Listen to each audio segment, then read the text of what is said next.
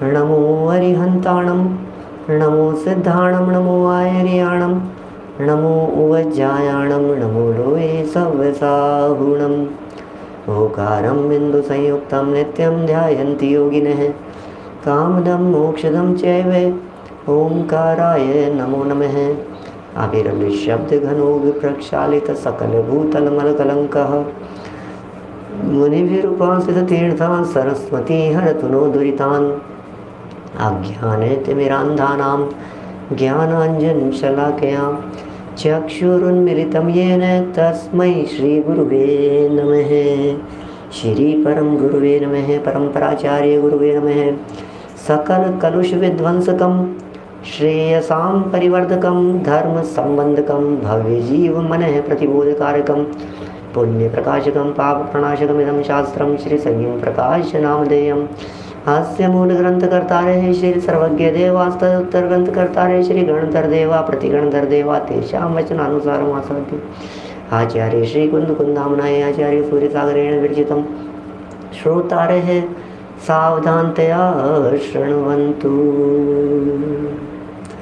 मंगलम भगवान वीरो मंगलम गौतमो गणी मंगलम कुंद कुंदाद्यो जैन धर्मोस्तु मंगलम सर्वमंगल मांगल्यम सर्वकल्याणकारिकं प्रधानं सर्वधर्माणां जैनं जयतु शासनं जैनं जयतु शासनं जैनं जयतु शासनम।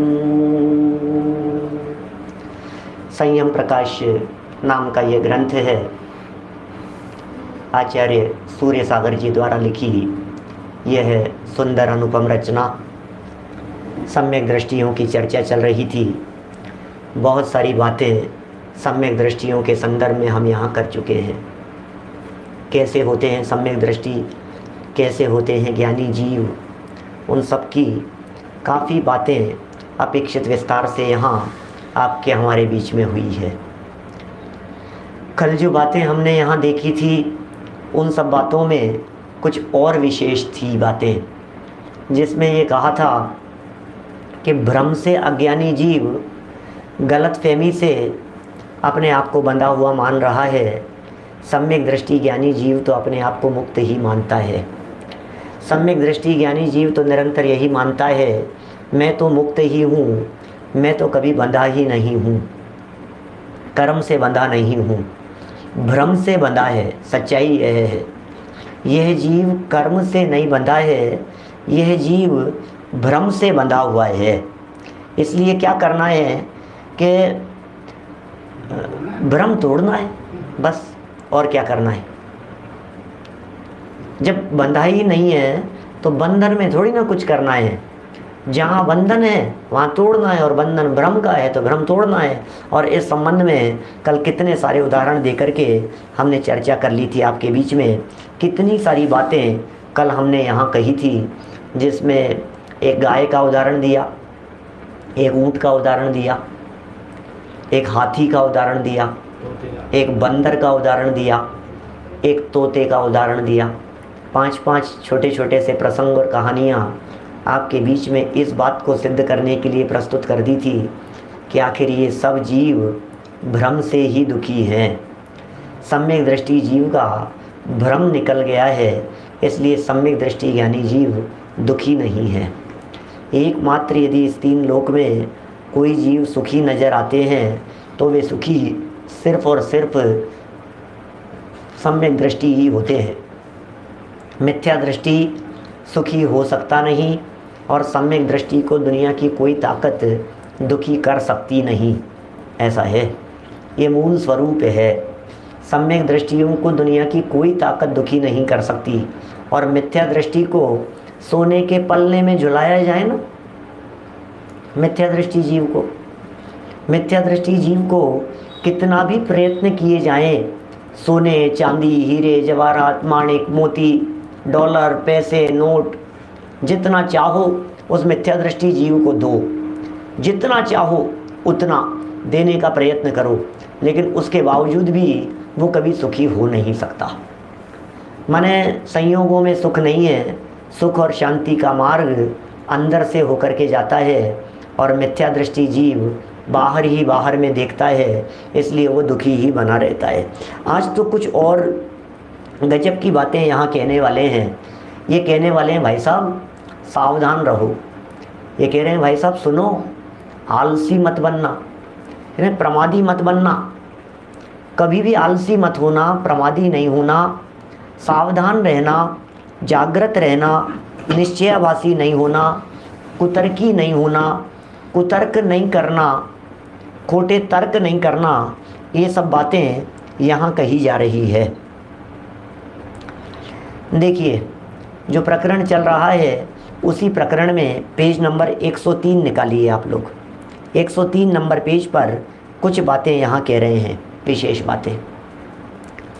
137 नंबर का ये कलश है, समय सार का कलश, बहुत ही सुंदर कलश है। इसका पद्यानुवाद भी जो है ना, समय सार का पद्यानुवाद दादा के द्वारा किया गया, बहुत ही मार्मिक है। मैं वो भी आपको बोल करके सुनाऊंगा, दिखाऊंगा समय सार ग्रंथ में।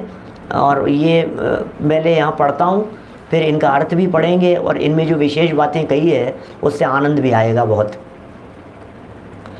सम्यग दृष्टि स्वयमहम जातु बंधो न मे स्यात् दैत्योत्थानोत्पुलक वदना रागिणोऽप्याचरन्तु आलम्बन्तां समिति परतां ते यतोऽद्यापि पापा आत्मानात्मावगमविरहात् सन्ति सम्यक् त्वरिताः। बड़ा गजब का श्लोक है। धुन भी कितनी कैसी है, मुझे लगता है मंदाक्रांता होगा, मंद मंद मंद मंद चलते हुए।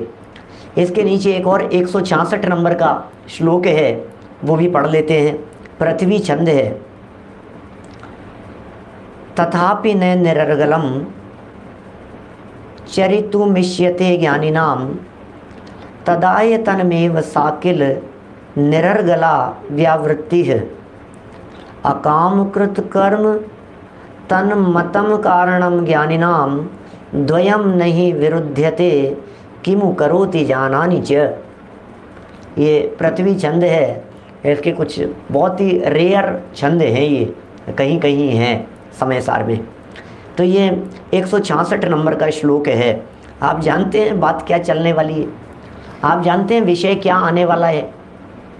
आज प्रवचन के अंदर हमने हेडिंग भी दिया है इस प्रवचन में, और हेडिंग के अंदर भी ये बात कही है। कौन सी? महाव्रत पाले, समितियों का पालन करे, तथापि हैं, तथापि फिर भी महाव्रतों को पालन करने, महाव्रत समितियों को पालन करने पर भी, ऐसे झटका लगता है, क्या बात कर रहे हो साहब?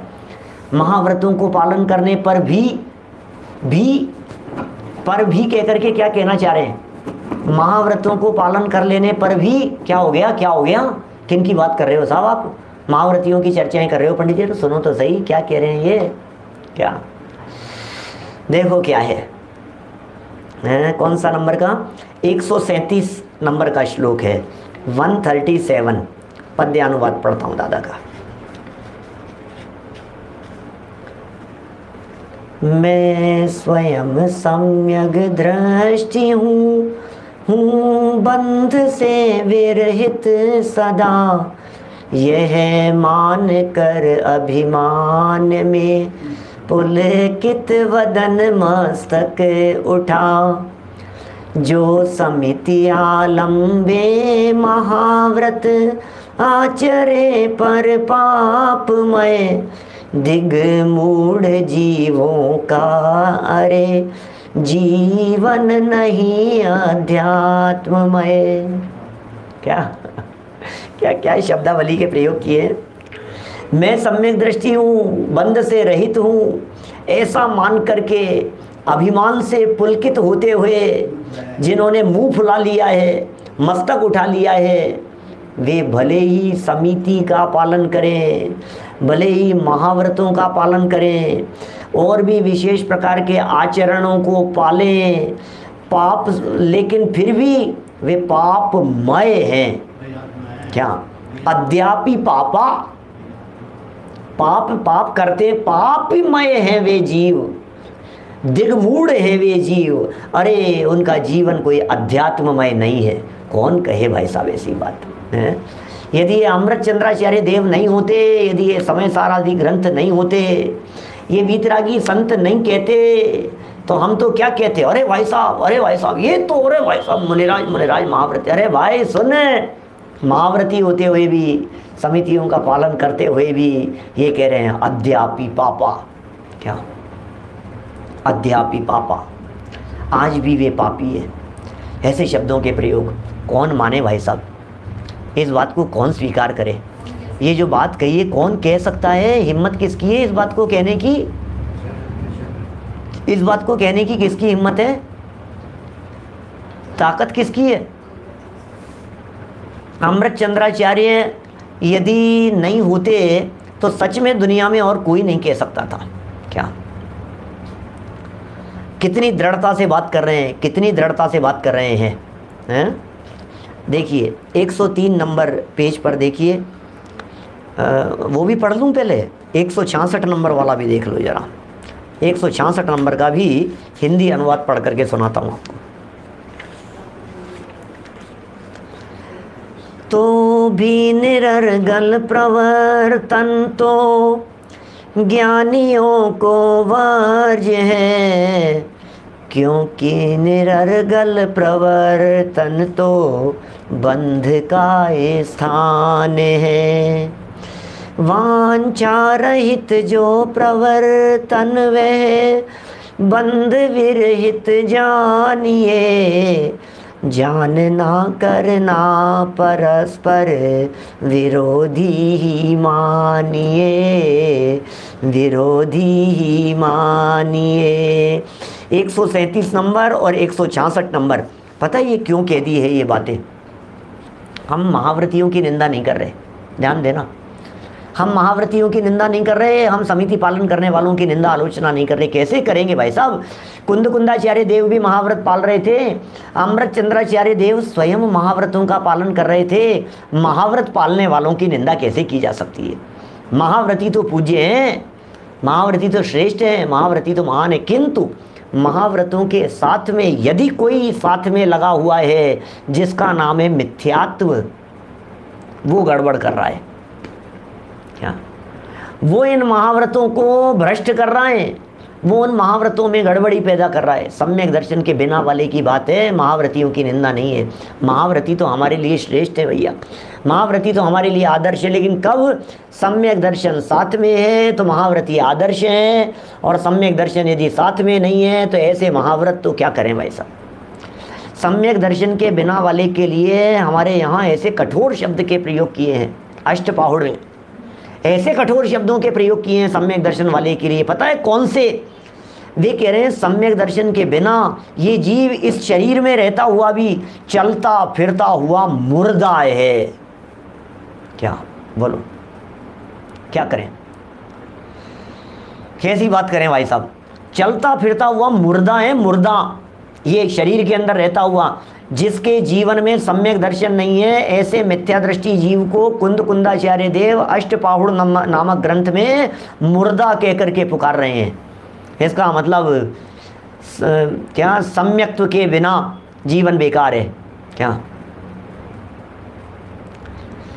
समकित के बिना जीवन बेकार है भाई साहब, समकित के बिना। इसलिए सम्यक दर्शन मस्ट है, उसकी ये चर्चा करने वाले हैं यहाँ पर। और ये कह रहे हैं, देखो एक छंद में 137 नंबर के छंद में आलोक जी भाई साहब ये बात कह दी कि महाव्रत समिति पालने वाले पालते हुए भी पापी है। ठीक है ना, हम नहीं कह रहे, आचार्यों के शब्द हैं, मूल संस्कृत यहाँ है। दुनिया में किसी भी व्यक्ति से संस्कृत का अर्थ पूछेंगे तो ये बतलाएगा। सुनो, एक तरफ तो ये कह दिया महाव्रत पालें, समितियों का पालन करें तो भी पापी है सम्यक दर्शन के बिना, और दूसरी तरफ ये कह रहे हैं इसे सुन करके तो भी अनर्गल प्रवर्तन तो ज्ञानियों को वर्ज्य है। भाई साहब इसका मतलब ये बात सुनकर के कोई व्यक्ति ये नहीं समझ ले वे क्या, कोई ये नहीं समझ ले वे कि अरे अच्छा महाव्रत होकर के अपने को महाव्रत नहीं लेने, अपने को संयम नहीं लेना है। सुनो भैया, अनर्गल प्रवर्तन नहीं होना चाहिए, यद्वा तद्वा आचरण नहीं होना चाहिए, आचरण पवित्र होना चाहिए, जीवन निर्मल होना चाहिए। सम्यक दर्शन के साथ में निर्मल चारित्र सुशोभित होता है और सम्यक दर्शन के बिना चारित्र सुशोभित नहीं होता है। ये बातें यहाँ कह रहे हैं। ये क्यों 166 नंबर का श्लोक यहाँ पर दे दिया गया है? क्या अनर्गल प्रवर्तन नहीं हो, अनर्गल चेष्टा नहीं हो, उसके लिए ये 166 नंबर का श्लोक दिया है। कोई व्यक्ति ऊपर वाले श्लोक को पढ़ करके कहीं स्वच्छंद नहीं हो जाए, ऊपर वाले श्लोक को पढ़ करके कोई व्यक्ति ऐसा नहीं समझ ले वे हमें तो महाव्रत नहीं चाहिए, हमें तो समितियां नहीं चाहिए, हम तो रात्रि भोजन करेंगे, क्या फर्क पड़ता है, वो ऐसे हैं वो। अरे भाई नहीं, आपका जीवन पवित्र होना चाहिए। क्या अजीत जी भाई साहब सही कह रहे हैं, मैं यही तलाश रहा था, लाइन क्या है? समकित के बिना भ्रमता ही रहा हूँ मैं।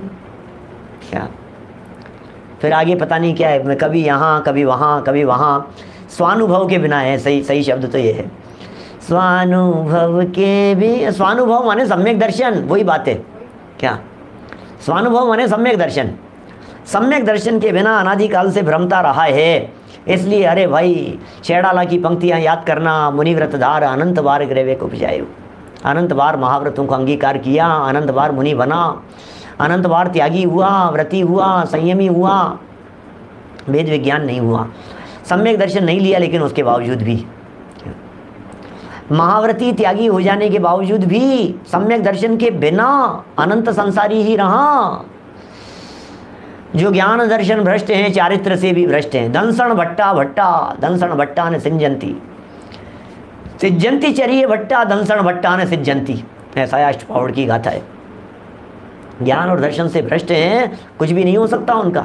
हाँ, चारित्र से भ्रष्ट हो गए तो सुधर जाएंगे, क्योंकि चारित्र से इसलिए सुधर जाएंगे बाकलीवाल जी, दुनिया देख रही है क्या कर रहा है संभल करके, तो चारित्र वाला तो सुधर जाएगा।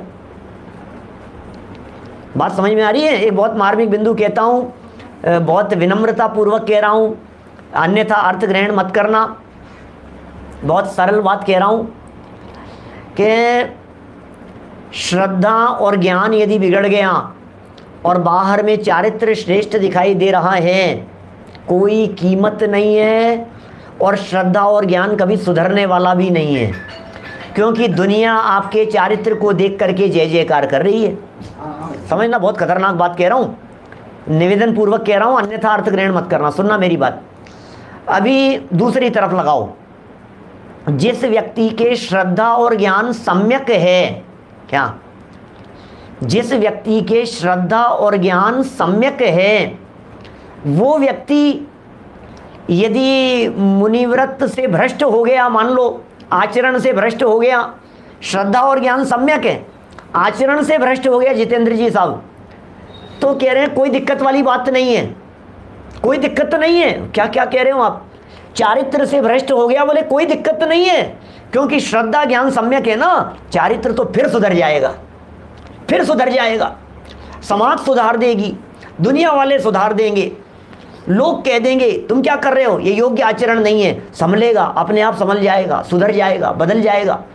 जब ऑब्जेक्शन होंगे, जब लोग देखेंगे ये आचरण योग्य नहीं है मुनिराजों के, अपने आप हो जाएगा। लेकिन श्रद्धा और ज्ञान से जो भ्रष्ट हो गया, उसके सुधरने का चांस नहीं है। क्या समंत भद्र आचार्य हों, चाहे विष्णु कुमार मुनिराज हों, चाहे हमारे माघनंदी मुनिराज हों, ये सब चारित्र से भ्रष्ट थे, श्रद्धा ज्ञान से भ्रष्ट नहीं थे। इसलिए महत्व समझिए श्रद्धा और ज्ञान का। श्रद्धा और ज्ञान जिसका श्रेष्ठ है, उसका चारित्र भी बहुत श्रेष्ठ होगा। क्या हो जाएगा? हम क्या कर रहे हैं? हम चारित्र सुधारने का प्रयास कर रहे हैं। सुधारना क्या है? श्रद्धा और ज्ञान पहले सुधारना है। हम क्या कर रहे हैं? हम ऊपर से सिंचन किए जा रहे हैं, लेकिन बीज डाला ही नहीं है, और इंतजार कर रहे हैं मोक्ष मार्ग का पेड़ लगेगा, मोक्ष मार्ग का पेड़ लगेगा, मोक्ष मार्ग, मुक्ति रूपी फल तो अभी आया ही नहीं। अर्घ चढ़ा रहे हैं, मोक्ष फल प्राप्त है, फलम निर्वपामी थी, मोक्ष फल प्राप्त है, फल आया ही नहीं, फल आया ही नहीं, हो क्या रहा है ये?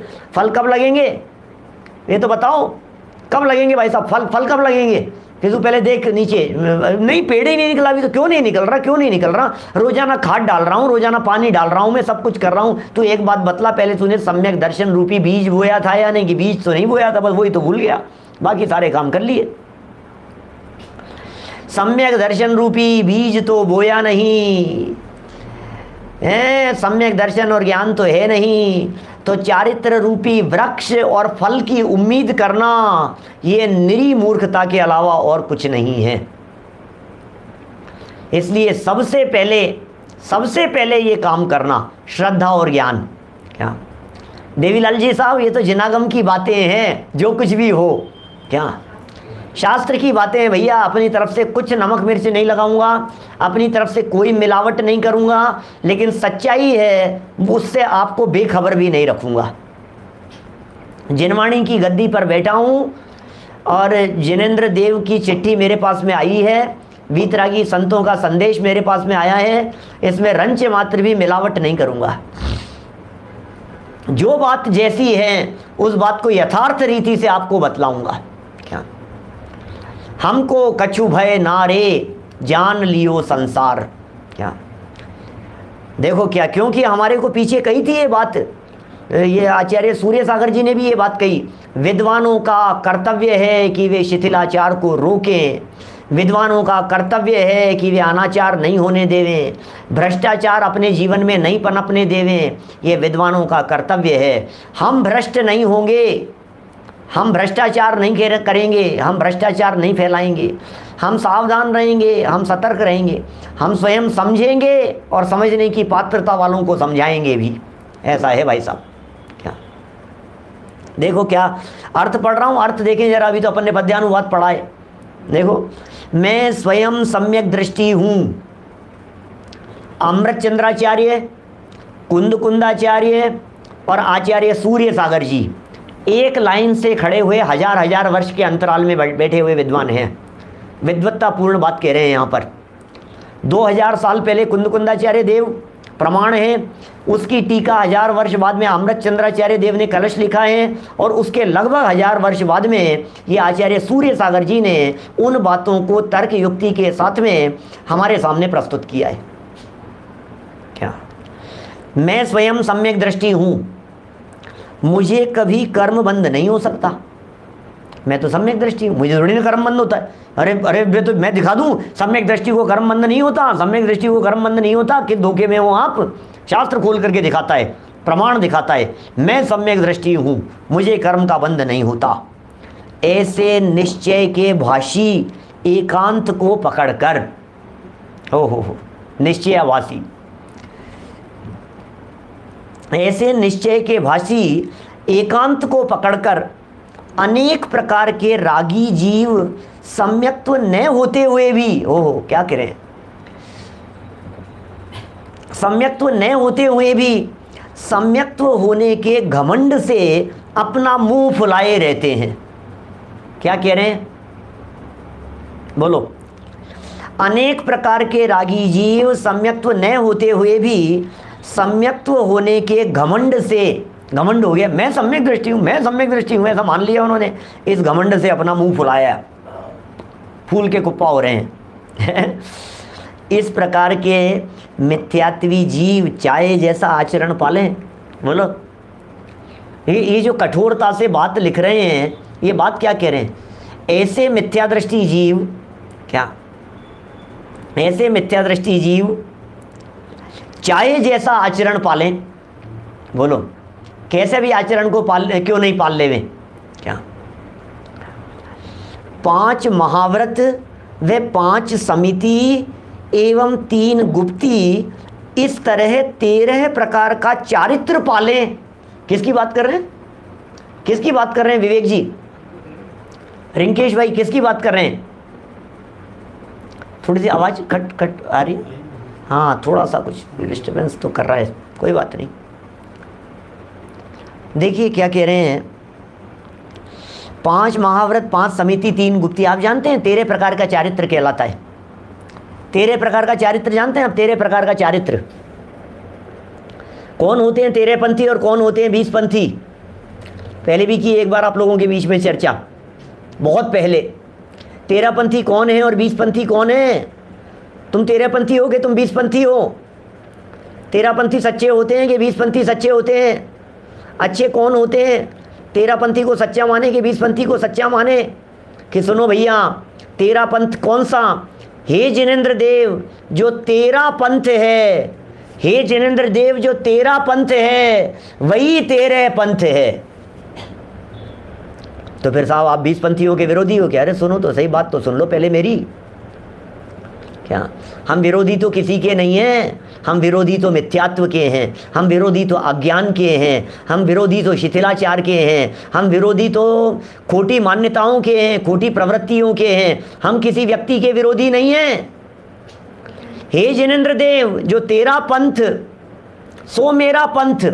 जिनेंद्र देव कहते हैं, हमने कहा हे जिनेंद्र देव आपका पंथ ये तेरा पंथ, और जिनेंद्र देव कहते हैं सो ही तेरा पंथ। और सुनो, ये जो तेरे का आंकड़ा है ना, ये तेरे का आंकड़ा भी है। 5 महाव्रत, 5 समिति और 3 गुप्ती, इन 13 प्रकार के चारित्र को पालने वाला 13 पंथी। क्या? जो 13 प्रकार के चारित्र का पालन करे वो 13 पंथी है। और सच्चा 20 पंथी कौन है वो भी सुन लो जरा। दुनिया में जो जिस प्रकार का आचरण और प्रवृत्तियों की चर्चाएं कर रहे हैं 20 पंथ के नाम पर, मैं वो बात नहीं कह रहा हूं। सच्चे 20 पंथी वे हैं जो 20 प्रकार के चारित्र का पालन करते हैं, 20 प्रकार से व्रतों का पालन करते हैं। ऐसे श्रावक 12 प्रकार के व्रत और अष्टमूल गुण और 12 प्रकार के व्रतों का पालन करने वाले, ऐसे 20 प्रकार के व्रतों का अपने जीवन में दृढ़ता से पालन करने वाले वे 20 पंथी हैं। सच्चे श्रावक 20 पंथी और सच्चे मुनिराज 13 पंथी। बोलो किसका अनुसरण करना? कि पहले 20 पंथ अनुसार अपने बाह्य आचरण को सुधारते हुए सम्यक दर्शन पूर्वक अष्टमूल गुण और 12 प्रकार के व्रतों का पालन करना, तो सच्चे 20 पंथी बनना। और फिर इस 20 पंथत्व को छोड़कर 5 महाव्रत, 5 समिति और 3 गुप्ती रूप 13 प्रकार के चारित्र को अंगीकार करते हुए अंदर में 3 कषाय चौकड़ी के अभाव पूर्वक सच्चे 13 पंथ को धारण करते हुए, हे जिनेंद्र देव, तेरे पंथ पर चलते हुए हम तुम जैसा बन जाएंगे, वो सच्चा 13 पंथ है। किसका नाम 20 पंथ, किसका नाम 13 पंथ? न हम 20 पंथ को समझ रहे हैं, न हम 13 पंथ को समझ रहे हैं। हमने 20 पंथ और 13 पंथ को बाह्य आचरण, प्रवृत्ति और क्रियाओं में लेकर के उलझा दिया, फंसा दिया। गांव गांव में झगड़े हो रहे हैं, विवाद हो रहे हैं, जो हो रहे हैं सो हो रहे होंगे। हम तो ये बात कह रहे हैं भाई साहब, क्या हम तो ये बात कह रहे हैं भाई साहब, पंडित जी साहब, हम तो ये कहना चाह रहे हैं, आप तो सम्यक दर्शन पूर्वक क्या अष्टमूल गुणों का पालन करो और 12 प्रकार के व्रतों का पालन करो। ये श्रावक का कर्तव्य है बस। और फिर क्या होगा? फिर भूमिका बढ़ते हुए, आगे बढ़ते हुए कि 13 प्रकार के चारित्र का पालन करना, बस यही 20 पंथ पूर्वक 13 पंथ है। और हे जिनेंद्र देव, आपने यही पंथ बतलाया है और इसी पंथ पर हमारे को चलना है। किसी भी पंथ पर चलो, लेकिन पंथ पर चलने से पहले दिशा जरूर देख लेना। क्या कह रहा हूं? पंथ पर चलने से पहले मंजिल पर पहुंचने के लिए दिशा जरूर देख लेना, और उस दिशा का नाम है सम्यक दर्शन। इसका मतलब सच्चे इन 20 व्रतों का पालन करो, चाहे 13 प्रकार के चारित्र का पालन करो, लेकिन इसके पहले सम्यक दर्शन कंपलसरी रूप से होना चाहिए, क्योंकि सम्यक दर्शन माने दिशा बदल जाना, और 20 व्रतों का मतलब दशा बदलना, और 13 प्रकार के चारित्र माने और दशा बदल जाना। तो ये दशाएं कब बदलेगी? जब सम्यक दर्शन पूर्वक पहले सच्ची दिशा बदलेगी। इसलिए पहले श्रद्धान हो, ज्ञान हो, और फिर उसके बाद में यथार्थ रीति से इन सब बातों का पालन होते हुए हम मुक्ति की प्राप्ति करें। ये विधि हमारे यहाँ जनागम में बतलाई गई है। ये पद्धति है, ये मार्ग है जिसे हमें अपनाना है। झगड़ना नहीं है, ये जिनवाणी हमें झगड़ा करना नहीं सिखाती है, ये जिनवाणी हमें लड़ना नहीं सिखाती है, ये जिनवाणी हमें विवाद करना नहीं सिखाती है। विवाद नहीं करना है, लड़ना नहीं है किसी से भी। आगम की आज्ञा हमारे लिए शिरोधार्य है। जिनवाणी क्या कहती है, आगम क्या कहती है, अपने पंथ को अपनाने की बात कहती है। वीतरागी तीर्थंकरों ने ये कहा है, तेरा पंथ तो देख। और बतलाऊं गजब की बात, तेरा पंथ तेरे पास से होकर के जाता है कि प्रभु मुक्ति का मार्ग बतला दो, हे जिनेंद्र देव मुक्ति का मार्ग बतला दो। पंथ माने मार्ग होता है ना, पंथ, पथ, पथ कहते हैं, पथ। ये पथ किधर जाता है, तो मुक्ति का पथ किधर से जाता है। हमने पूछा भगवान से, तो भगवान ने कहा मुक्ति का पथ तो तेरे पास से जाता है, तेरा पथ तेरे पास से जाता है, तेरा पथ है वो तेरा ही रास्ता है, वो तेरा पंथ है। ये भैया जिनागम है, देखिए क्या कह रहे हैं, बिना सम्यक दर्शन के व्रत प्रतिमा लो। क्या करें भाई साहब, कहाँ कहाँ तक बात बतलाएं आपको, हैं डॉक्टर किरण भाई साहब पुणे वाले, देखो क्या कह रहे हैं यहाँ, क्या गजब की बात कह रहे हैं। मैं स्वयं सम्यक दृष्टि हूँ, मुझे कभी कर्म बंध नहीं हो सकता है। कौन सी गलत फहमी में है भाई साहब, क्या ऐसे निश्चय के भाषी एकांत को पकड़कर, क्या ऐसे निश्चय के भाषी एकांत को पकड़कर अनेक प्रकार के रागी जीव सम्यक्त्व न होते हुए भी सम्यक्त्व होने के घमंड से अपना मुंह फुलाए रहते हैं। घमंड हो गया, घमंड हो गया है, मुंह फुला करके बैठे हैं।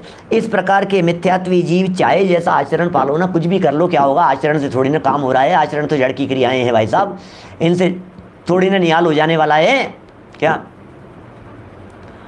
इन आचरण की क्रियाओं से कुछ भी निहाल होने वाला नहीं है। कितना भी पाल लो रहा है, आचरण पाला नहीं जाता है, पलता है भाई साहब, ये बात समझ लेना, पाला नहीं जाता है। क्या एक बच्चे से मनमाफिक काम करा करके तो देख लो। मैं आचरण की बात कहता हूँ, चलो मोटी मोटी बात कहता हूँ, रमेश बुरीचा जी साहब बहुत मोटी मोटी बात कहता हूँ, थोड़ा धैर्यपूर्वक सुनना क्या कह रहा हूँ मैं। किसी विषय को, कंसेप्ट को समझाने की कोशिश कर रहा हूँ आचरण के संदर्भ में, प्रवृत्ति के संदर्भ में। जब श्रद्धा होती है ना तो अपने आप झुकता है। झुकना चारित्र है ना, प्रवृत्ति है ना। किसी को वंदन करना, बड़ों के पैर छूना, गुरु के पैर छूना, विनय करना, ये सब प्रवर्तन है ना, कराया नहीं जाता है, मार मार के नहीं कर सकते हो आप किसी को। अंदर में जब श्रद्धा का भाव होता है, अंदर में जब भक्ति का भाव होता है, अंदर में उनके प्रति जब बहुमान का भाव होता है, तो श्रद्धा से मस्तक अपने आप झुकता है। नहीं, तूने मुझसे जय जिनेंद्र नहीं करी, क्या समझता है तू अपने आप को। जय जिनेंद्र किया अगर कल से मेरे से, मैं इधर से निकला और तू खड़ा नहीं हुआ अपनी सीट पर से, मेरे आते ही खड़े हो जाना है तुझे, सम्मान नहीं होगा। मार मार करके सम्मान नहीं कराया जाता है। इसका मतलब श्रद्धा होती है तो प्रवर्तन अपने आप होता है। यही बात हम यहाँ कहना चाह रहे हैं। अंदर से बदलता है तो बाहर में अपने आप बदलता है। ये चारित्र पलवाया नहीं जाता, ये चारित्र पलता है। जब अंदर में भाव भूमि तैयार होती है, अंदर में विशुद्धता तैयार होती है, अंदर में निर्मलता होती है, अंदर में परिणाम बहुत भीगते हैं, सम्यक दर्शन का बीज गिरता है, भाव भूमि पवित्र निर्मल भीगी हुई होती है, तो फिर ये कहना नहीं पड़ता कि तुझे ये पालन करना है। अरे कैसे नहीं करेगा भाई साहब, कैसे नहीं करेगा, अपने आप ही वो इन सब बातों का पालन करेगा। ये बड़ी गजब की बातें हैं। देखो 5 महाव्रत में 5 समिति एवं 3 गुप्ती, इस प्रकार 13 प्रकार का चारित्र पालें। कह रहे कैसे भी आचरण पालें, क्या तथापि वे अभी तक अज्ञानी हैं। ओहो, इतना पालन करते हुए भी अज्ञानी है, क्या बात कर रहे हो आप। मैं नहीं कह रहा हूँ भैया, मैं नहीं कह रहा हूँ, मैं पढ़ रहा हूँ, मैं कह नहीं रहा हूँ। कोई व्यक्ति यदि ये कहे कि संजीव गोदा जी ने ये बात कही है तो वो गलत फहमी में है। आपका ऑब्जेक्शन आचार्य सूर्य सागर जी के प्रति होगा, आपका ऑब्जेक्शन अमृत चंद्राचार्य के प्रति होगा, आपके द्वारा दिया गया डिसलाइक वो अमृत चंद्र और कुंद कुंदाचार्य के पास में जाएगा, ये समझ लेना आप। क्या मुझे कोई फर्क नहीं पड़ने वाला है। क्या आप ये सोच रहे हैं हमने संजीव गोदा जी को नापसंद किया और वो कुंद कुंदाचार्य और अमृत चंद्राचार्य बैठे हुए देख रहे हैं ये मूर्ख ये क्या कर रहा है, ये मेरी चिट्ठी को डिसलाइक कर रहा है, नापसंद कर रहा है, ये क्या रहा है ये। वो देख रहे हैं वहाँ मुस्कुरा रहे हैं ऊपर बैठे बैठे, ये इसको समझ नहीं है, ये अपने पैरों में कुल्हाड़ी मार रहा है। क्या देखो जरा, अभी तक अज्ञानी है। क्या बात कर रहे हो। अच्छा, ज्ञान का संबंध कपड़ों से है, अच्छा, कपड़ों से ज्ञान आता है क्या? बोलो। बहुत सारे बच्चे, मैं कहना नहीं चाहता संपन्न परिवारों के भी कि हो सकते हैं, गरीब परिवारों के भी हो सकते हैं, वो थोड़ा सा ड्रेस व्रेस की तरफ थोड़ा ज़्यादा ध्यान देते हैं, वो ऐसा विशेष ध्यान देते हैं। और अरे अपन तो एग्ज़ाम देने जा रहा हूँ, ये ड्रेस, ये कपड़े, ये प्रेस किया हुआ, ये कलप किया हुआ, जूते ऐसे होने चाहिए, फनाफन होना चाहिए। अरे तू सुन तो सही, जूतों से नंबर नहीं मिलते हैं बेटा, कपड़ों से नंबर नहीं मिलते हैं, कपड़ों से परीक्षा में पास नहीं होते हैं। तो कर क्या रहा है? क्या बोलो, हम कह क्या रहे हैं? जरा इसे समझने का प्रयत्न करना। ये जो बात कही जा रही है, इसे समझने का प्रयत्न करना। वे अभी तक भी अज्ञानी है। इसका मतलब वेश बदल करके ज्ञान नहीं होता। ज्ञान अंदर की चीज़ है, वेश बाहर की चीज़ है। अंदर में ज्ञान और श्रद्धान होता है तो वेश अपने आप होता है, और होना भी चाहिए, हमारा कोई विरोध थोड़ी ना। अरे भाई, दिगंबरत्व के बिना तो मुक्ति नहीं है, ये तो समझ लेना आप। क्या मतलब अकेले आप ये सोच लो कि हम ज्ञान के दम पर मोक्ष की प्राप्ति कर लेंगे, ऐसा नहीं है। बाहर में दिगंबर वेश भी होगा, अनिवार्य रूप से होगा, कंपलसरी होगा, 100% होगा। क्या बिल्कुल होगा, उसमें कोई चक्करबाजी नहीं है बिल्कुल भी। ये कह रहे हैं चारित्र पालें तथापि अभी तक अज्ञानी है, मिथ्या दृष्टि है, क्या पापी है एवं बहिरात्मा है। क्या क्या कह रहे हो? रुको तो सही भाई साहब, अज्ञानी कह दिया था तो पेट नहीं भरा तुम्हारा, ये मिथ्या दृष्टि है क्या? अच्छा, अज्ञानी और मिथ्या दृष्टि कह रहे, अरे पापी है। क्या कह रहे हो? क्या कह रहे हो आप? पापी है कि नहीं, बहिरात्मा है। कितनी बातें कह रहे हैं, क्योंकि उनको अभी तक आत्मा एवं अनात्मा का यथार्थ ज्ञान नहीं हुआ है। ओहो हो भाई साहब, बाहर में परिग्रह छोड़ना पड़ेगा, छूटेगा, सब कुछ होगा, व्रताधिक पालन होंगे, नियम संयम होंगे, नग्न दिगंबर दशा होगी, 28 मूल गुणों का पालन होगा, पीछी कमंडल हाथ में होंगे, क्या उस पंथ पर चलेंगे। बराबर यही मार्ग है, मार्ग तो यही है, इसके अलावा दूसरा कोई मार्ग नहीं है। लेकिन ये मार्ग कब है? जब सम्यक दर्शन साथ में हो, नहीं तो फिर इस लपेटे में अपन भी आ जाएंगे जिस लपेटे में ये ले रहे हैं। महाव्रतों को पाले, समितियों को पाले, ये जो लपेट रहे हैं यहाँ पर, ये जो बात कर रहे हैं, क्या ये बात ये कह कौन रहे हैं? क्या ये संत कह रहे हैं भाई साहब, उनको अभी तक आत्मा एवं अनात्मा का यथार्थ ज्ञान नहीं हुआ है। अरे अरे भैया, यथार्थ ज्ञान नहीं है, यथार्थ समझ नहीं है, सही रास्ते पर नहीं है। अपने आप को धर्मात्मा समझ करके बैठे हैं, अपने आप को पवित्र आत्मा समझ करके बैठे हैं, अपने आप को मोक्ष मार्गी समझ करके बैठे हैं, लेकिन मोक्ष मार्गी नहीं है, क्योंकि मार्ग बाहर का नहीं है, मार्ग अंदर का है। अंदर में आ जाओ। मोक्ष बाहर की कोई मंजिल नहीं, द्वार उसका आपके भीतर खुला है। ओ मोक्ष बाहर की कोई मंजिल नहीं, द्वार उसका आपके भीतर खुला है। भैया, मोक्ष का मार्ग, मोक्ष का रास्ता अंदर की तरफ से। आंखें बंद करके कदम चले नहीं, एक कदम भी उठाए नहीं और मोक्ष की प्राप्ति हो सकती है। चलना नहीं पड़ता है मोक्ष में जाने के लिए। क्या क्या क्या कह रहे हैं?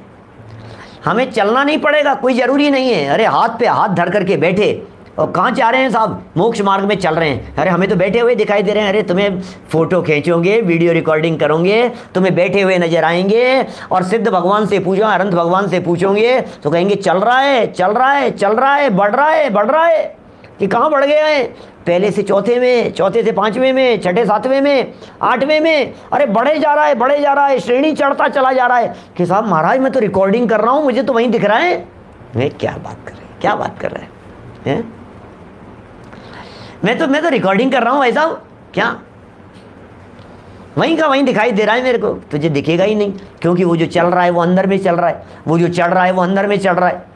मोक्ष की जो प्राप्ति होगी वो अंदर से होगी। अंदर में गुणस्थान चढ़ते जा रहे हैं। अच्छा, गुणस्थान कहाँ चढ़ते हैं भाई साहब मोक्ष में जाने के लिए? बोलो। मोक्ष में जाने के लिए गुणस्थान चढ़ रहे हैं भाई साहब, गुणस्थान चढ़ रहे हैं। पहले से चौथे गुणस्थान में चढ़ गया, पाँचवें में, छठे सातवें में आ गया, आठवें, नौवें, 10वें, 12वें में श्रेणी चढ़ता चला जा रहा है। कहाँ चढ़ रहा है? कहाँ चढ़ कहाँ रहा है? सुरेंद्र जी, बाबू जी साहब, चढ़ कहाँ रहा है? बतलाओ तो सही। क्या ज्ञानचंद जी बाबूजी साहब हैं?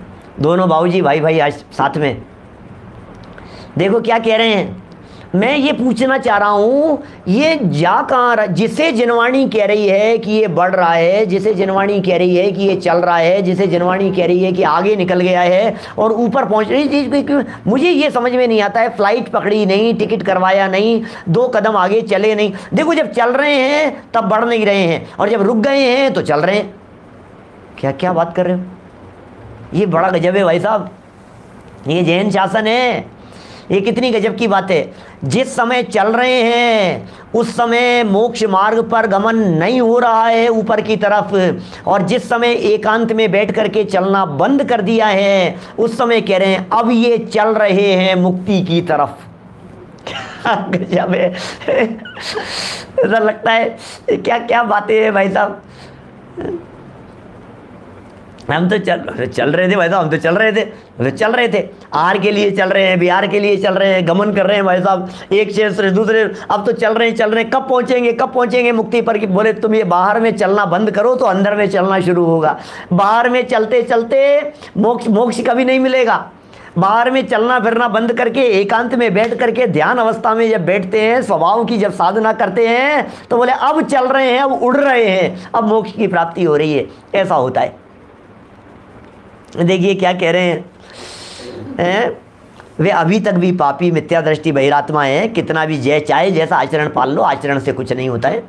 क्या सम्यक विहीन आचरण की बात कर रहे हैं हम। आचरण के भी विरोधी नहीं है, आचरण भी बहुत होना चाहिए, उत्कृष्ट आचरण होना चाहिए, उत्कृष्टतम आचरण होना चाहिए, लेकिन बस इतना सा है। क्या उत्कृष्ट आचरण होना चाहिए, लेकिन सम्यक दर्शन के साथ में है तो सब क्षम्य है, योग्य है, पूजनीय है, और सम्यक दर्शन के बिना है तो भाई साहब तो क्या कहें। सम्यक दर्शन के बिना वाले तो हम जैसे या आप जैसे या कोई भी व्यक्ति, जो मान लो कोई व्यक्ति जो सम्यक दर्शन से विहीन है, मुर्दा है, मुर्दा क्या कहें, शव है, आश्रवी है, सारे आश्रवी हैं, और क्या कहेंगे। सम्यक्त्वी के, चलिए प्रकरण पढ़ करके पूरा करते हैं, है ना। सम्यक्त्वी के अनंतानुबंधी कषाय संबंधी राग द्वेष तथा मोह नहीं होता। सम्यक दृष्टि के, सम्यक्त्वी के अनंतानुबंधी कषाय संबंधी माने अनंतानुबंधी नहीं होती है। मोक्ष मार्ग प्रकाशक प्रवचन नंबर 416, क्या ये चर्चा की थी हमने आपके बीच में। क्या चर्चा की, अनंतानुबंधी है ना, अनंत सम्यक दर्शन हो गया तो कषाय हो रही है, लेकिन अनंतानुबंधी जैसी नहीं होगी, वैसी कषाय नहीं होगी अनंतानुबंधी जैसी। अनंतानुबंधी कषाय संबंधी राग द्वेष तथा मोह नहीं होता, वह कभी स्वच्छंद व्यवहार नहीं करता। सम्यक दृष्टि ज्ञानी जी स्वच्छंद नहीं हो जाएगा। सम्यक दृष्टि स्वच्छंदी नहीं है, सम्यक दृष्टि प्रमादी नहीं है, सम्यक दृष्टि आलसी नहीं है, सम्यक दृष्टि जीव कुतर्की नहीं है, सम्यक दृष्टि जीव निश्चयवासी नहीं है, सम्यक दृष्टि जीव उन्मार्गी नहीं है, सम्यक दृष्टि जीव उन्मत्त नहीं है, सम्यक दृष्टि जीव शिथिल नहीं है, सम्यक दृष्टि जीव दृढ़ श्रद्धानी है, समझदार है, विवेकवान है। स्वच्छंद व्यवहार नहीं करता, वह जानता है स्वच्छंद वर्तन ही राग द्वेष और मोह का कार्य है। देखो ये 166 नंबर के कलश पे आ गए। ऊपर जो कहा कि पापी हैं, आत्मा अनात्मा के ज्ञान से रहित हैं, ये तो चर्चा चल रही थी समय सार के 137 नंबर के कलश की, और अब आ गए हैं कि स्वच्छंदी मत हो जाना। अब ये बात कह रहे हैं तो ऐसा मत हो जाना, मैं तो कभी नहीं उतारूंगा, मैं तो खूब खाऊंगा पीऊंगा, मैं तो जचे जो करूंगा, ऐसा मत हो जाना भैया, ये अन्यथा प्रवर्तन है, ये खोटा प्रवर्तन है, ये तो ज्ञानियों को योग्य नहीं है, समझदार व्यक्तियों को ऐसा आचरण योग्य नहीं होता है। क्या समय सार पढ़ करके रात्रि में चाय खाखरा खाए प्रमोद जी भाई साहब, जैन कहलाने के लायक नहीं है, समय सार को छूने के लायक नहीं है। क्या बात कर रहे हो आप, क्या बात करें। लेकिन हाल बड़े ख़राब हैं, बड़े विचित्र है स्थिति। ऐसी ऐसी बातें हैं, हम क्या बतलाएं, दुनिया में क्या क्या चलता है। बड़े बड़े ग्रंथों को पढ़ें, अपने आप को ज्ञानी धर्मात्मा कहें, और फिर बात क्या करें, अरे कह क्या है, कोई आत्मा है तो खाता तो है नहीं, आत्मा तो खाता नहीं है, जड़ की क्रिया है, निश्चयाभासी है। 166 नंबर का श्लोक पढ़ना चाहिए। ये इतनी गजब की बातें लिखी है। मैं कहता हूँ यदि ये सूर्य सागर जी नहीं होते ना, एक बात सुनना मेरी बात, ये दोनों कलशों को एक साथ रखने का क्या कमाल हुआ है वो देखिए। क्या रिंकेश भाई, ये दोनों श्लोकों को यदि एक साथ नहीं रखा जाए तो क्या होगा? तो जितने लोग दिखाई दे रहे हैं स्वच्छंदी लोग, वे 137 तो पढ़ते हैं, 166 नहीं पढ़ते। लो 137 पढ़ते हैं, हे महाव्रती है, क्या दम है महाव्रती, देखो देखो देखो अमृत चंद्राचार्य ने लिखा है महाव्रतियों में कुछ दम नहीं है, समिति पालने के मिथ्या दृष्टि है, पापी है, ये पढ़ रहे हैं। लेकिन भाई 166 को साथ में देकर के ये कह दिया स्वच्छंद प्रवृत्ति ज्ञानियों को योग्य नहीं है, शिथिलाचार बर्दाश्त नहीं है। आपके जैनत्व के योग्य आचरण तो आपका होना चाहिए, कम से कम जैन कुल में आपने जन्म लिया है। हम नहीं कहते हैं बहुत ज़्यादा आप करो, लेकिन कमल जी बोरा साहब जितना है उतना तो कम से कम पालन किया जाना चाहिए ना। गुटखा खा रहा है, जर्दा खा रहा है, पान दबाए सो रहा है, पान दबा करके बैठा है, प्रवचन सुनने के लिए आकर के बैठा है, व्याख्यान के लिए, और अपने आप को बड़ा, बातें बहुत बहुत हो सकती है किस किस तरह की। चाय पी रहा है, खांखरा खा रहा है, रात को बैठा है, यदवा तदवा आचरण कर रहा है। ये लिखो अब उनके लिए कह रहे हैं, वे जानता है कि स्वच्छंद वर्तन ही राग द्वेष मोह का कार्य है, सो अवश्य कर्म बंध का कारण है। वह जगत के कार्यों को करता अवश्य है, किंतु अनासक्त होकर के करता है, अनासक्त होकर के कार्यों को करता है। देखिए आगे वाले पेज पर, उस सम्यक्त्वी की दृष्टि, उस सम्यक्त्वी की दृष्टि आत्मा के निज स्वभाव पर जम जाती है। वह बंध व मोक्ष की कल्पना से भी रहित है, वह तो वीतरागता का पूर्ण उपासक हो जाता है। ज्ञानियों की बात कर रहे हैं, स्वच्छंदी नहीं होता है, वह अपने को सदा बंध से मुक्त समझता है। सम्यक दृष्टियों की बात है, सम्यक दृष्टियों का चिंतन है, सम्यक दृष्टियों की सोच है भाई साहब। सम्यक दृष्टि कुछ अलग तरह की मिट्टी के बने होते हैं, क्या कहें आपको। ज्ञान में जीते हैं, ज्ञान में भीगते हैं, आनंद में मग्न रहते हैं। प्रवीण चावड़ा जी साहब ये कह रहे हैं बंध और मुक्त, बंध से मुक्त समझता है, वह भले प्रकार जानता है सूक्ष्म लोभ का अंश भी जो सूक्ष्म सांप्राय गुणस्थानवर्ती साधु महात्मा के होता है कर्म बंध का कारण है। इतना जान रहा है वो। क्या धर्मेंद्र जी साहब कोलारस से क्या कह रहे हैं, ये सम्यक दृष्टि भले ही राग कर रहा है, वर्तमान में राग हो रहा है, वर्तमान में उसके विभाव भाव हो रहा है सम्यक दृष्टि जीव के, लेकिन अंदर मान्यता में श्रद्धा में ये बैठा है। अणुमात्र भी रागादि का सद्भाव है जिस जीव के, हो सर्व आगम धर भले नहीं जानता वह आत्म को। सब अंग पूर्व आदि पढ़ करके भी वो आत्मा को नहीं जान रहा है। क्यों नहीं जान रहा है? यदि वो राग में राग कर रहा है तो। इसलिए राग का राग बहुत खतरनाक है जो छोड़ने लायक है। सूक्ष्म लोभ का अंश, सूक्ष्म लोभ का अंश कहाँ है? 10वें गुणस्थान के 10वें गुणस्थान में सूक्ष्म लोभ है। बोले जो सूक्ष्म लोभ का अंश भी है वो बंद का कारण क्या बहुत नहीं, जब अंश है मतलब वो जो बांधने में समर्थ नहीं है वो अंश बचा है, वो बराबर है, लेकिन वो भी छोड़ने लायक है ऐसा समझो आप। यहाँ जो प्रतिपादन है ना जिस तरह से कहा है वो भी छोड़ने लायक है। बंध का न होना ही आत्मा के लिए हितकर है। आखिर बंधन तो बंधन ही है ना, मुक्त तो नहीं है ना भाई साहब, वो भी है तो छोड़ने लायक ही। सम्यक दृष्टि ज्ञानी जीव इस प्रकार का विचार करता है, वो आत्मा को बंध से रहित मानता है। ये बहुत उत्कृष्ट बातें हैं। इस तरह की कुछ और विशेष बातें यहाँ और आने वाली है, उसके लिए आपको इंतज़ार करना पड़ेगा। कल ठीक 8 बजे तक का, रात्रि में कल पुनः मिलेंगे हम इस चर्चा को लेकर के 8 बजे, और बाकी चर्चाएं जो दिन भर यथावत चलती हैं वे यथावत चल ही रही है। अभी जिनवाणी स्तुति बात को यहीं विराम देते हैं।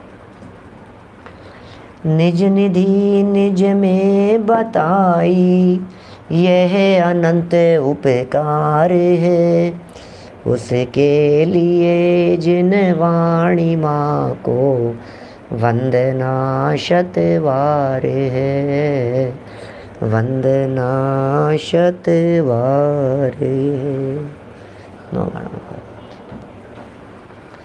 नमो मोरिया।